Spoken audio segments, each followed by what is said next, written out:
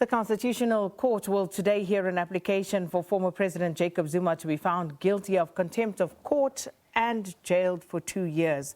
The Commission of Inquiry into allegations of state capture made this application to the Constitutional Court after Zuma defied a previous Constitutional Court order to testify before the Zondo Commission over 5 days during the month of February.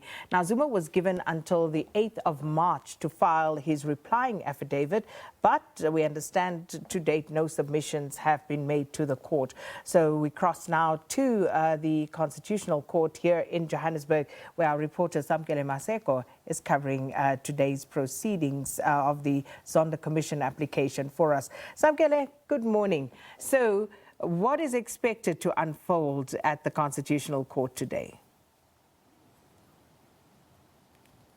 At this point in time, on this chilly Thursday morning, there will be those who are in support of former President Jacob Zuma, MK, MVA, and the RET forces led by Carl Niehaus. They will be marching to the Constitutional Court to show their solidarity and support of the former President's defiance of obeying the Constitutional Court judgment and ruling that was delivered by Justice Jafta, compelling the former President to appear before the State Capture Commission of Inquiry, where he was also told that he had no right to remain silent, and that he had no right unless if he had compelling legal arguments to say that he would not answer any questions that would incriminate himself. But in true classical Jacob Zuma style, the former president defied the Constitutional Court and did not appear before the State Capture Commission of Inquiry. On that particular morning, through his lawyers and through his foundation, he released a letter in saying that he would not be going to the State Capture Commission of Inquiry because he feels as if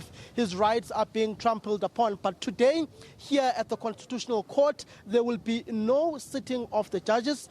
The Chief Justice and also the justices of the Constitutional Court will then be having a virtual sitting with the senior counsel representing the State Capture Commission of Inquiry, which would be Senior Counsel Advocate Tembeka Ngugai-Toby.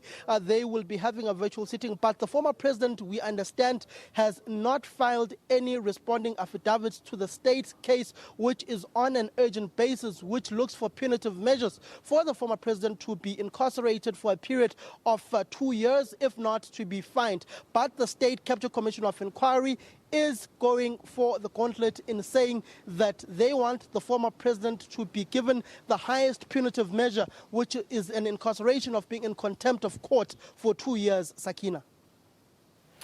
So, Samkele, we'll leave it there. We'll check in with you again shortly, hopefully before the end of the show. But, of course, SABC will be covering this particular event for you throughout the day. Samkele Maseko keeping an eye on the developments at the Constitutional Court for us today. Let's cross now to